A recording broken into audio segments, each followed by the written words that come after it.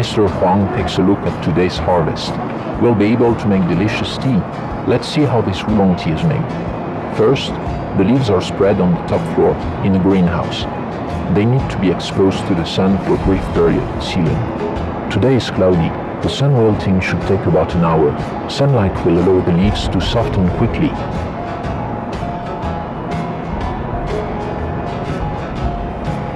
Mr. Huang doesn't get to sleep much during the harvest, but we've got beautiful leaves today. Help us on this one. This is a typical Taiwanese factory design. That saves a lot of time. We spread them on flatbed baskets. They will wither for a couple of hours inside the factory. You need to get the thickness right, as it determines the speed at which the tea withers. Some of the water will evaporate, allowing them to soften further. It takes about 8-hour process to ensure homogeneous withering. There's about 200 baskets worth of leaves today. That's a lot of tea to shuffle and requires a permanent presence from the workers. Again, Mr. Huang inspects the leaves. The smell tells you when they are ready. We'll wait a bit more and go drink tea in the meanwhile.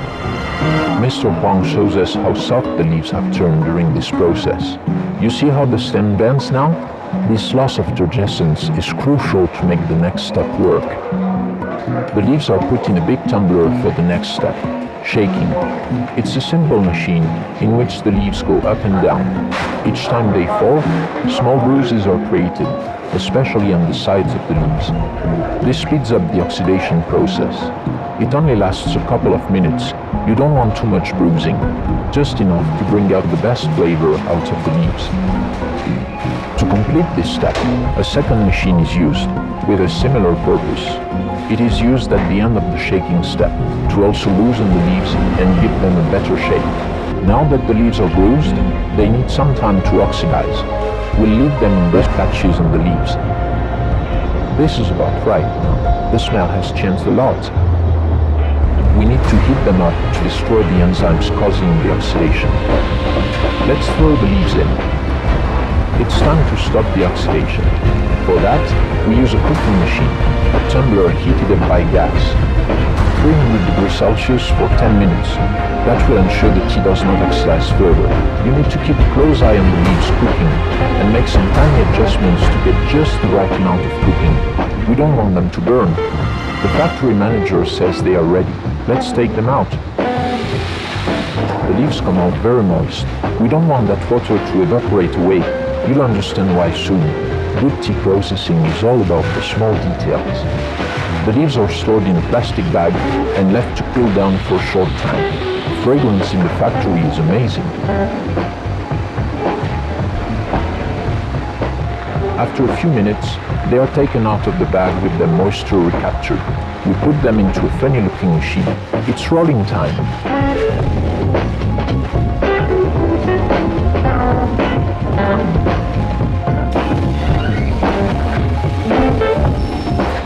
The leaves are kneaded gently over the machine wall.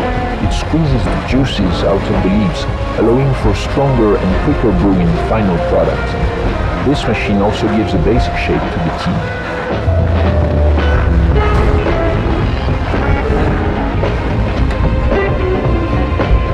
Making good tea is all about paying attention and keeping close contact with the leaves. Even for teas that require a lot of machines, the tea maker has a crucial role. On each day, the tea comes with different size of leaves and texture. You have to adapt to it. You can't rely on established parameters. Again, Mr. Huang controls the smell and texture of the tea.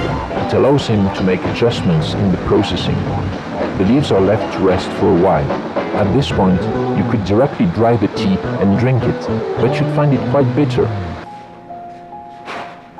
We need an extra step to make it softer and more enjoyable, and this will take us a whole day, and I do mean 24 hours. This is really what makes high mountain oolong so labor-intensive. No other tea has such a long and complex processing. You don't see that step in any other kind of tea. The leaves are put into a large piece of cloth, which is tightened to make a big tea ball.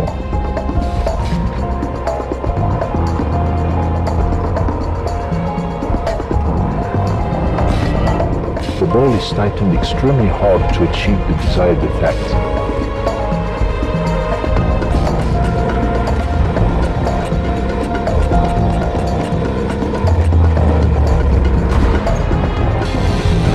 The bunch of leaves is placed in yet another machine that will add pressure on the ball and shape the leaves inside into pearls.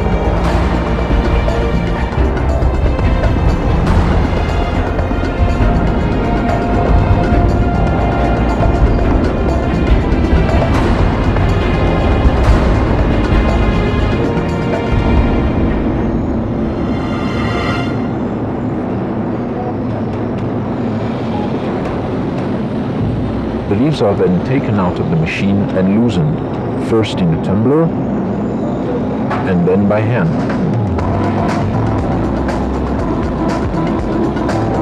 As you can see, they don't look like pearls yet. That's because we only did that once. We need to repeat that process 5 times.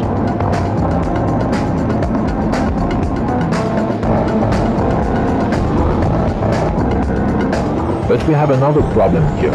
If the leaves are too hard, they will get crushed. We need to keep them flexible. Remember when I said it was important to keep the moisture in? That's where it comes into play, along with temperature.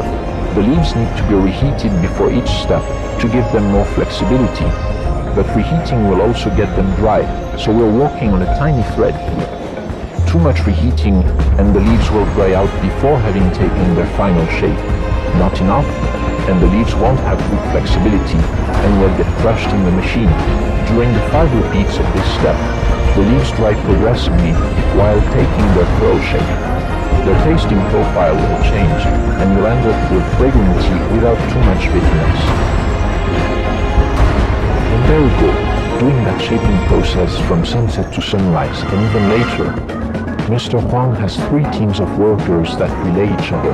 It is intense work that occurs for 10 days twice a year. Next time you drink a cup of fine night, the leaves are dried slowly in the machine. You can give them some amount of roast by playing with the temperature of the dryer.